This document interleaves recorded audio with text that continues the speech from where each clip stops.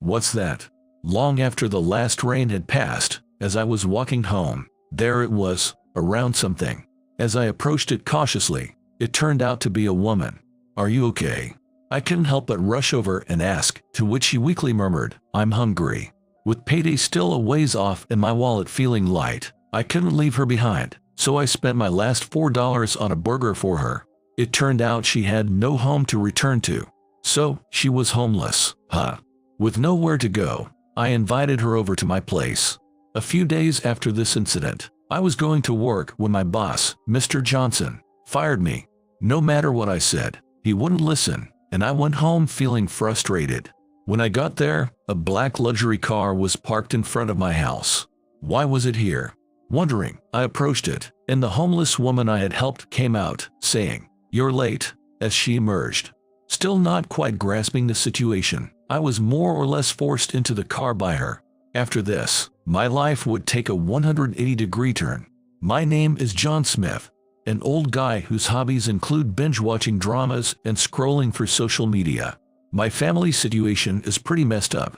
I was born to a father who never really cared for us. Not that he was around much anyway, always off working or who knows what. My mother, despite everything, clung to him, always ready with dinner in case he came back. But our already barely functioning family fell apart when I entered middle school. The father, who might as well have been absent, finally left for good. It didn't really affect me since I never felt any bond with him, but it hit my mother hard. Day after day, she worked and kept making meals for three. Looking back, maybe that was the only way she knew how to protect herself. But then, one day, she went to work and never came back. I thought maybe she got caught up in some incident and consulted the police, but got no satisfying answers. Perhaps everything had just reached its breaking point. Without the AC on, lying on the cold floor, I ate the meals meant for 3 over 3 days, feeling neither despair nor particularly anything, as I contemplated my next move. First off, I needed money. You can't live on air alone. I sought advice from teachers and job centers, trying to find a way to get some skills.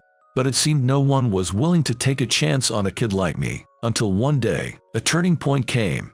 Apparently, my teacher had a contact who was willing to hire me. Desperate, I went to meet this person on the designated day. He was already at the diner dressed in a way even a kid like me could tell was fancy, but he had an aura that wasn't off-putting. Back then, I was anything but clean, having had my water and gas shut off. Anyone looking from the outside would have probably felt dizzy from the stark contrast. But this man, upon seeing me, spoke in a calm voice. "You must be John, right? I've heard about you." He greeted me with a kind smile, one I would never forget. Mr. Thompson's smile would stay with me forever. Abandoned by his family and leading a hopeless life, Mr. Thompson took me in and gave me a place where I belonged. Thus, as soon as I graduated from middle school, I started working for Mr. Thompson. Of course, not everything went smoothly at first, but I worked hard, grateful for the opportunity he had given me. Even after I started working, Mr. Thompson, understanding my family situation, would often check in on me and chat, which I deeply appreciated and helped me grow stronger. When I was promoted to supervisor a few years later, he celebrated by taking me out for drinks, saying, "Don't tell everyone about this." He innocently laughed and took me to a fancy restaurant I could never afford on my own. I was so moved by the parade of dishes that I eagerly devoured them, given my growing appetite. Mr. Thompson watched me without judgment, with a gentle look. "You're doing great, living on your own without parents. I don't know what you think of me, but it's okay to think of me as a parent," he said with a laugh. Embarrassed, I could only nod my head and continue to stuff my face with food. As the evening and the drinks progressed, the conversation turned to Mr. Thompson's family. Gazing at the swaying glass of alcohol, Mr. Thompson began to share bits and pieces. It turned out Mr. Thompson had a blood-related brother working in the company. Unknown to me, Executive Vice President Leonardo Moore is his biological brother, adopted by the Moore family, a relative, during their childhood. Mr. Thompson had wanted to get along with his brother, but his brother resented being adopted out and harbored ill feelings towards Mr. Thompson, who had remained in their original home. Although I've never talked about it with him, our company was struggling during my father's era. There was a genuine risk of failure, leaving our family destitute. The Moore family offered to adopt him back then, perhaps hoping to spare my brother from that fate. But of course, that might not hold much significance for him, Mr. Thompson said, taking a swig of his drink before continuing. Thanks to various people's help and my parents' actions, the company survived, but they always regretted sending my brother away, crying until the end. I hope we can understand each other and become a real family someday, Mr. Thompson said weakly. Comparing him to my own family offered no insights. Feeling that anything I could say would be pointless, I found no words to offer and simply patted Mr. Thompson's back. Later, with Mr. Thompson quite drunk, I left him in the care of his secretary, Ms. Davis, and decided to head home. I'm sorry for keeping you so late. I apologized on behalf of Mr. Thompson. Ms. Davis smiled coolly, replying, "No, it's quite normal for me as the president's secretary. But it's been a while since he drank this much. He must have been really happy about your promotion. Congratulations." With that, Ms. Davis briskly took Mr. Thompson away. I watched their car until it disappeared, my nose tingling. I continued to work hard, but then an incident occurred. "Mr. Thompson, are you okay, Mr. Thompson?" Ms. Davis's voice echoed in the president's office. Wondering what had happened, employees rushed in, and I hurried over as well. Pushing through the crowd to the center of the commotion, I found Mr. Thompson lying there, pale and weak. As the ambulance took Mr. Thompson away, and Ms. Davis held his hand tightly, calling to him, the scene seemed unreal, leaving me in a daze. It seemed the rest of the employees felt the same way. Nobody was really putting their heart into their work, just going through the motions day by day. Later, Davis took over the morning assembly in place of the president and shared Mr. Thompson's diagnosis with the rest of the staff. It turns out that a busy period had exacerbated a chronic condition he had. The doctors advised him to stay in the hospital for observation, but Mr. Thompson, always mindful of the company, was adamant about leaving. It was only when Mr. Moore, the executive vice president, insisted that the company could handle his absence, urging him to take the time off, that he relented. Perhaps reassured by Mr. Moore's words, Mr. Thompson was able to rest easy away from the company. Catching a glimpse of Mr. Moore afterward, his expression was unreadable, his eyes impassive. Although Mr. Thompson had said Mr. Moore resented him, it's possible that in his own way, he actually held a deep respect for him. After hearing Davis's report, the employees let out sighs of relief. Many here were drawn to this place by Mr. Thompson's character. I was relieved to hear that Mr. Thompson was taking it easy. Following this, everyone worked even harder under Mr. Moore's lead, wanting to make sure everything was in good shape for Mr. Thompson's return. I shared that sentiment and continued my work as usual while Mr. Thompson was away. Months passed, and it was time for Mr. Thompson to return. Everyone was in a celebratory mood, almost floating on air. The sound of an engine grew louder, and when I darted outside, there was a black luxury car parked in front of the company. Davis stepped out from the driver's seat and respectfully opened the rear door. Mr. Thompson emerged with a mischievous smile, and everyone nearby rushed over to greet him. Watching this scene from inside, I felt a warmth in my eyes. I thought things would go back to normal, but then I overheard my colleagues talking. "Hey, did you hear? There's gonna be an emergency shareholders meeting today." "Why now, of all times?" Their whispering made me furrow my brow in confusion. It was odd, indeed. Why hold a shareholders meeting now? I wondered but didn't act on it. A decision I would come to deeply regret. The details weren't shared with the employees, but it turned out that the meeting resulted in Mr. Thompson's dismissal, citing health concerns and a supposed lack of stable management ability. The narrative was that Mr. Moore would take the top spot due to his achievements in rebuilding the company in Mr. Thompson's absence, but that was just the official line. The reality appeared to be that Mr. Moore had orchestrated a campaign to oust Mr. Thompson and take over as the company's head. I could only watch in silence as Mr. Thompson was stripped of everything, left nearly penniless and forced out of the company-owned housing. I thought about reaching out to Mr. Thompson a few times but found his phone disconnected, and without knowing his whereabouts, I was helpless. Rumors circulated that Mr. Thompson's efforts to protect his family had led to a relapse of his illness, resulting in his passing. Apparently, Mr. Thompson's family was left with nothing, unable to even afford a funeral. As an outsider to these events, It felt like I was on a roller coaster, unable to grasp the reality of what had happened. With Mr. Moore at the helm, the company atmosphere changed dramatically. What had been a culture of mutual support shifted to one centered around Mr. Moore. He began by visibly sidelining employees loyal to Mr. Thompson, with Mr. Thompson's supporters among the executives and his secretary, Davis, being the first to go. Close associates of Mr. Thompson in positions of authority were demoted, while other staff were either reassigned to menial tasks or left in dead-end positions. Of course, I was no exception. Having received favor from the president, I was transferred to a department under Moore. It was like being in hell. Hey, you're still not done with your work. The previous president had no eye for talent, favoring someone like you. From today on, I'm going to train you properly, so be prepared.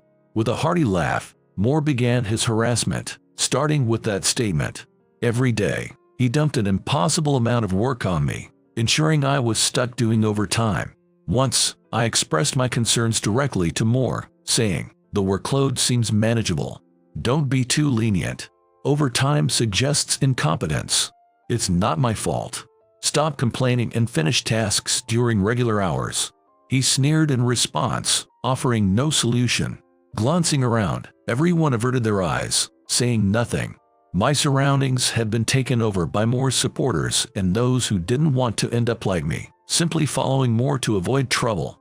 By making an example out of me, Moore further established his dictatorship. I thought about quitting more times than I could count, but I saw the president as a parental figure. If I quit, I feared other employees who admired the president would become Moore's next targets.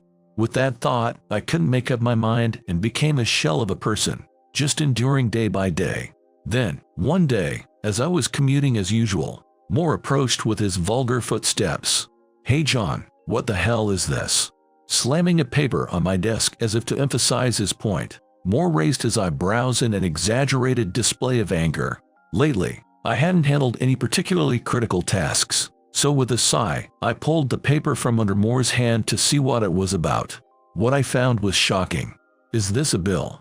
Yes, the paper claimed I had lost company documents, causing damage to a client. "How do you plan to take responsibility for this, John?"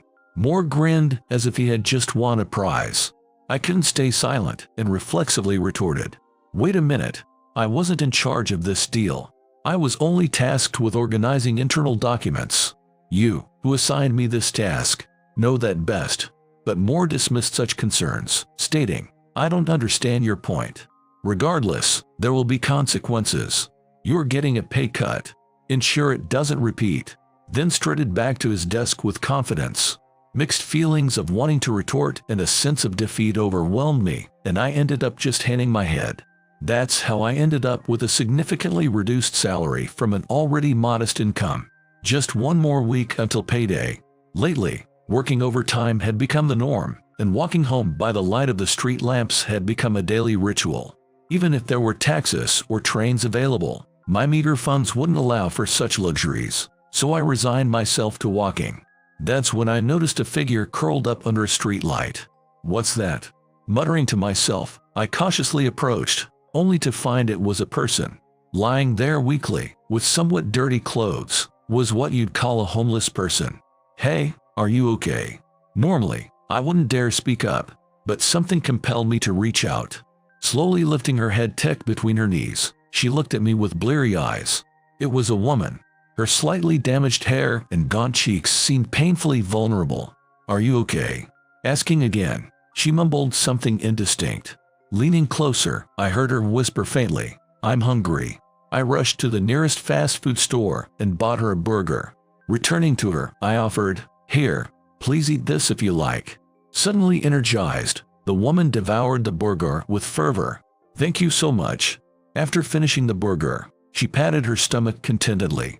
She had this endearing quality, reminiscent of a small animal. At the same time, something about her felt nostalgically familiar. I couldn't place it, but I couldn't leave her alone. Smiling warmly, unlike before, I suggested, "It's no trouble, really. I only wish I could have bought more than a single burger. If you'd like, you could come to my place. It's not much, but it'll keep you out of the rain at least."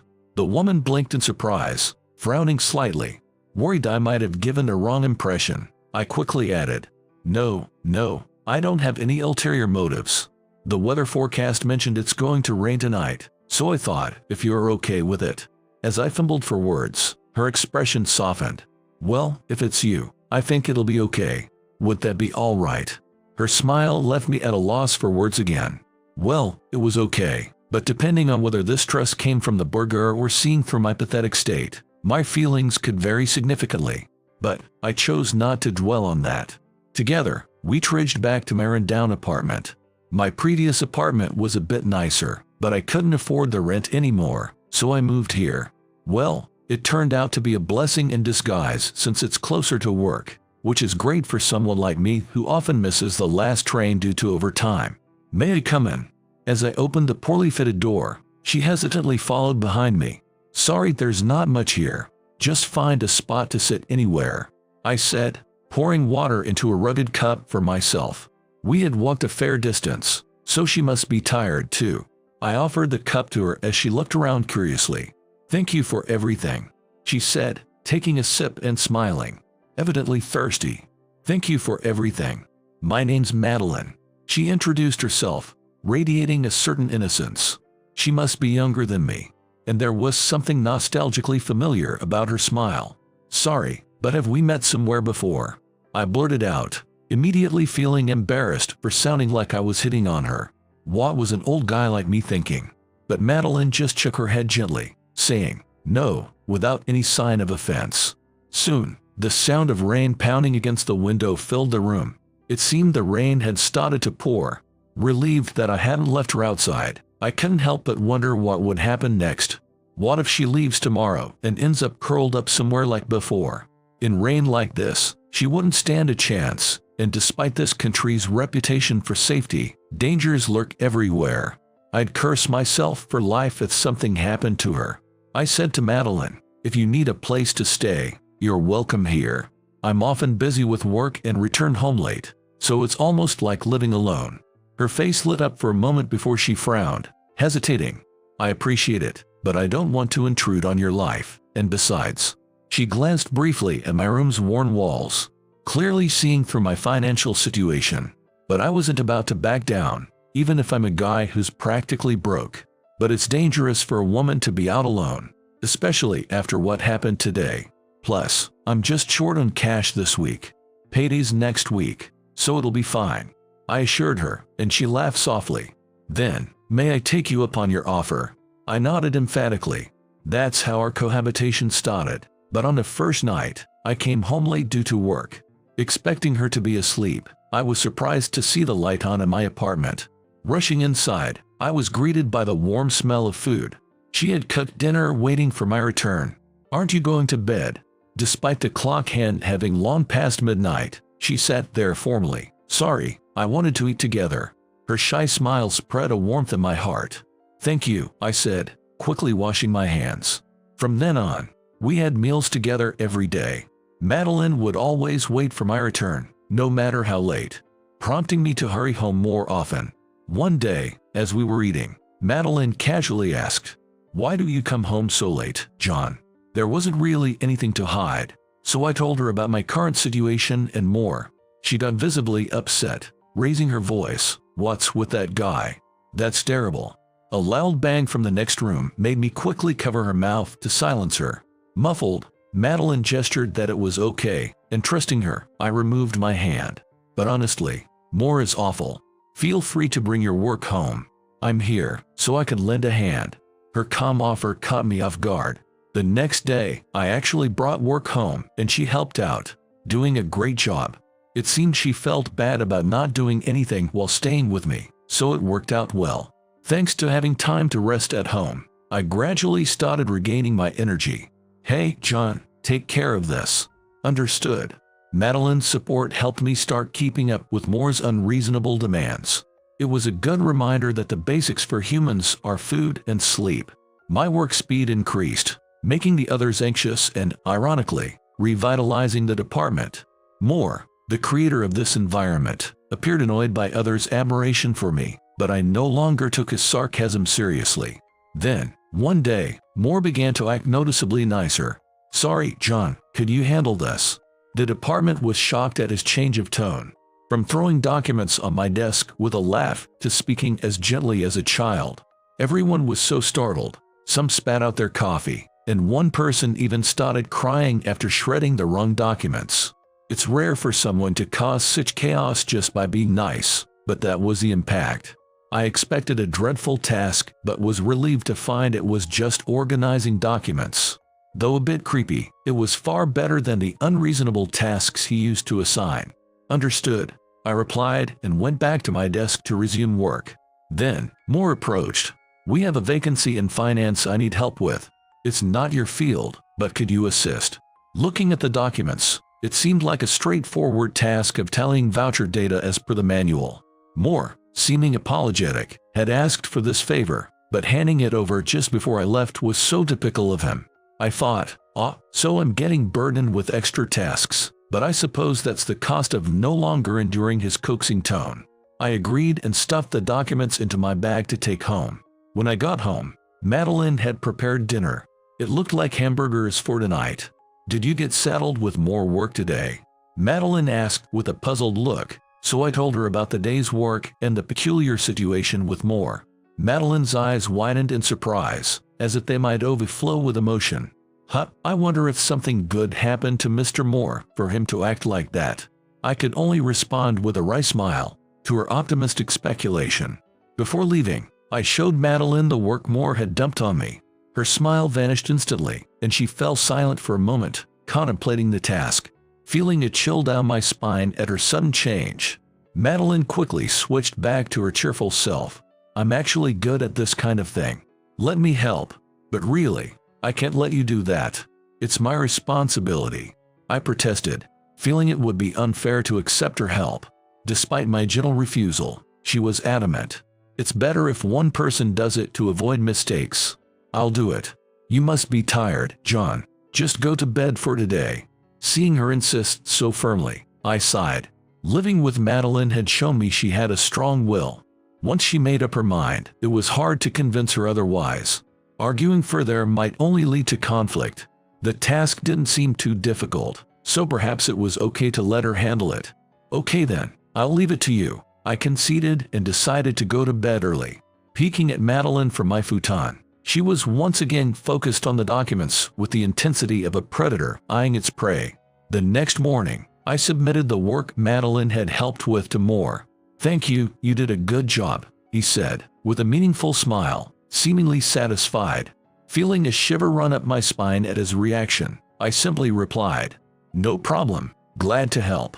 Not knowing exactly what to say, I just went with it and received the next assignment before making a swift exit. However, I couldn't shake the feeling that as I left, Moore seemed to be smirking. A few days later, I was suddenly called in by the audit committee. Heading to the designated meeting room, I found Moore among the senior executives assembled, which made my heart sink. Urged to sit, I felt their intrusive gazes piercing through me.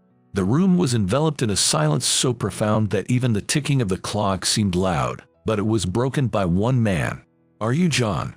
The man who spoke was a senior executive I hardly knew, likely someone Moore had brought in. Considering I had little interaction with him, it was clear Moore preferred to surround himself with slightly less capable people to control the company. What the man said next was shocking. You're suspected of manipulating accounting processes and embezzling company funds. Excuse me. I was stunned by the sudden accusation, wondering if this was some kind of prank or setup for a reality show. But it was clear from their serious demeanor that this was no joke. Your PC shows records of you conducting these accounting processes. This is undeniable evidence. Just admit your guilt. Despite the seemingly compassionate words, the fact remained I was being accused of a crime I didn't commit. Could you show me those records, please? After a brief discussion among them, they agreed, all right. Standing up, my heart pounding in my ears, I saw the documents were from the task Moore had assigned a few days ago. This was a task given by President Moore, and I have no knowledge beyond that. Even as I stated this clearly, the others murmured skeptically, questioning why I would work on a presidential task in such secrecy at home. Looking at Moore, I saw him smirking, confirming my suspicion that I had been set up as a pretext to fire me. As the murmurs grew louder, Moore finally spoke out. "John, you've been a valuable employee since the previous president's time. It's difficult to believe, but the evidence is clear. As the one in charge of this company, I must terminate your employment today. You are no longer welcome here." His voice trembled as if in agony, but I caught the slight curve of a smile beneath his hand. As a result, I was fired for embezzlement, a crime I didn't commit. This wasn't the first time I'd been falsely accused, and I was astounded by my own inability to learn from past mistakes. While packing my desk, I found myself thinking about my roommate, Madeline. Surprised she would be to see me home so early. Wondering what to say, I realized I had already arrived home. Mixed feelings of frustration and embarrassment filled me, but an unexpected sight awaited. A black luxury car was parked outside, completely out of place in front of my rundown house. The car seemed strangely familiar, but the surprise didn't end there. Davis, unchanged in her elegance, stepped out of the driver's seat, marking an unexpected turn in my already tumultuous day. Watching intently, trying to make sense of what was happening, the rear door opened respectfully, and to my surprise, Madeline stepped out. "You're late, John." Emerging from the car was none other than Madeline. What are you doing?" My genuine question prompted both of them to exchange looks and giggle before Davis said, "What are you doing? We've been waiting for you. Come on, get in." Looking inside, it became clear this was the same type of luxury car President Taylor used to ride in. The nostalgia made sense as I saw Madeline smiling serenely. "Who exactly are you?" With a playful laugh, she revealed. "Right, I haven't properly introduced myself yet. My name is Madeline Taylor, the daughter of the former president, Dominic Taylor." Hearing this, everything clicked, and I was speechless, mouth agape in realization. After being framed by Moore and losing her father, who was left penniless, Madeline had become homeless, all the while seeking a chance to strike back at Moore. Our meeting was purely coincidental, but John, my father, always spoke highly of you, believing you were sincere and resilient. Learning that you are just as he described brings me relief," she said with an untroubled smile that remarkably resembled President Taylor's. She had been looking for an opportunity at my place when the accounting work I brought home gave her an idea. Apparently, it contained evidence of Moore's embezzlement, a trap meant to pin a crime on me, likely thinking I wouldn't understand due to my educational background. Shamefully, I hadn't realized it. However, Madeline had been carefully planning to use this to dethrone Moore. As she finished explaining, the car stopped abruptly. "We've arrived," Davis announced from the driver's seat. Looking out, I saw it was the company I had just been working at, completely unaware during our conversation. "Let's go, John. Something interesting is about to happen," Madeline said with a sly grin, leading the way. "Let's go, John. Something interesting is about to happen," Madeline said with a sly grin, leading the way. "Welcome." The familiar receptionist greeted us, and guiding us to the conference room where I had been interrogated earlier. "Thank you all for gathering," Madeline announced confidently, walking towards the influential shareholders of our company lined up in the room. Moore was there too, now sweating profusely on his forehead. "What's this about?" Moore asked, looking for explanations, but no one responded. Instead, they avoided eye contact, merely looking down awkwardly. Undeterred by the atmosphere, Madeline declared, "We are here to convene an emergency shareholders meeting." This must have been similar to the scene when President Taylor was ousted. Moore's sweat visibly increased. "We've gathered to discuss embezzlement, unfair treatment of subordinates by Moore, the current president, his involvement in the former president's resignation, and the sidelining of talented employees." The shareholders began to strut her words. Together with Davis, she presented all the evidence of Moore's wrongdoing. Initially, Moore protested, "Nonsense," but as the incontrovertible evidence was laid out, he was reduced to trembling silence. The evidence included the unfair treatment I experienced and the tasks Madeline took on while I unsuspectingly worked, revealing her long-planned revenge. Davis had also gathered evidence of past executives being demoted for refusing Moore's advances, some even using voice recorders, turning their allegations into irrefutable proof. With each piece of evidence presented, Moore's face turned various shades of pale and red, displaying a gamut of expressions. Truly, it was a sight to behold. After careful consideration, we've determined that Mr. Moore can no longer be trusted with the company. It's unacceptable for someone in his position to jeopardize the company for personal gain. We're ready to move forward with a resolution. Watching Madeline speak, the shareholders nodded in agreement, and the resolution began. I swallowed hard, watching intently. I half expected Moore to say something, but it seemed he no longer had the energy. In the end, a majority agreed to Moore's dismissal, and he was removed from his position. Madeline smiled at the outcome, and upon closer inspection, her eyes were slightly misty. Davis also quietly said, "We did it," while rubbing his eyes, likely harboring frustrations beyond my comprehension. As everyone prepared to conclude the meeting with applause, one person objected. "Wait, I've dedicated myself to this company. I did the things that good-natured people couldn't handle, keeping the company afloat. And yet, you dismiss me without understanding any of that." Moore looked disheveled, his usual composure gone. His rambling was met with disdainful looks, but he started yelling at Madeline, accusing her and his brother of betraying him, revealing his deep-seated resentment. "You're just like your brother, kicking me out of the places that matter to me," my idiot brother had the nerve to say. "Finally, you get it, when I offered to manage the company while he rested. Like hell, I understand. How could a castaway like me grasp the feelings of someone chosen like you? You cowards could never understand my feelings." Moore laughed brokenly as he approached Madeline. Looking at Madeline, it was clear her face was painted with fear. I quickly stepped in front of Moore. "What's this? A loser? I've got no use for a spineless person like you. Get lost." Seeing Moore spit those words out, all the things I had been holding back burst forth. "President Taylor thought of you as family. Everyone did what they did to protect you, and yet you selfishly hated and ousted the president, destroying any chance for reconciliation. That was all you." With those words, Moore fell silent, as if struck by a realization. A desolate silence spread throughout the conference room. After that, Moore said nothing and was peacefully dismissed.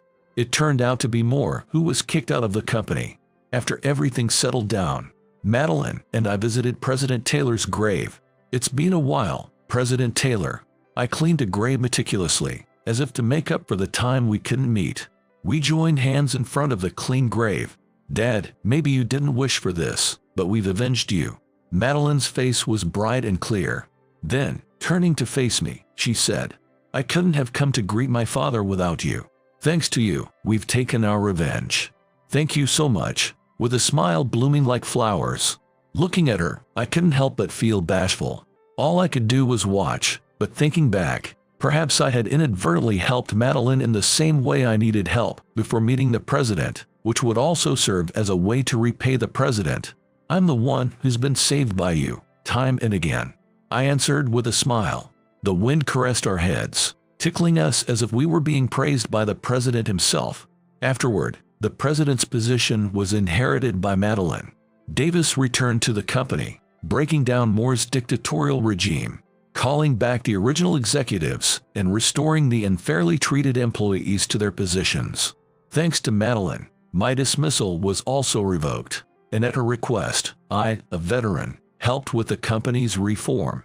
After wrapping up a round of work, Madeline and I decided to drink at my place. Back then, we could only afford a cheap burger, but now we returned to my humble home, leaping with bags full of liquor and snacks. The meal was far from the luxurious one I had with the president, but the taste of a meal shared with someone was irreplaceable. Perhaps due to the alcohol, Madeline's words started to slur a bit as she spoke to me. "It's thanks to you, John, that the company is still going. Thank you so much. I plan to cherish and manage my father's company from now on.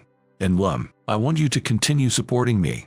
Hearing her words trail off softly, I couldn't help but laugh. There was no room for doubt in my mind. "Of course, let's keep it up," I replied, and Madeline smiled happily. In the process of running the company together, we grew closer, started dating, and eventually got married. Interestingly, both the proposal and the marriage were initiated by Madeline, so I really looked up to her. After a while, Madeline became pregnant with our child. When it came time for the birth, I took over as president and am now working hard for the sake of our employees. You can think of me as your father. I remembered the president saying that. Marrying Madeline and truly becoming a family with the president felt deeply fulfilling.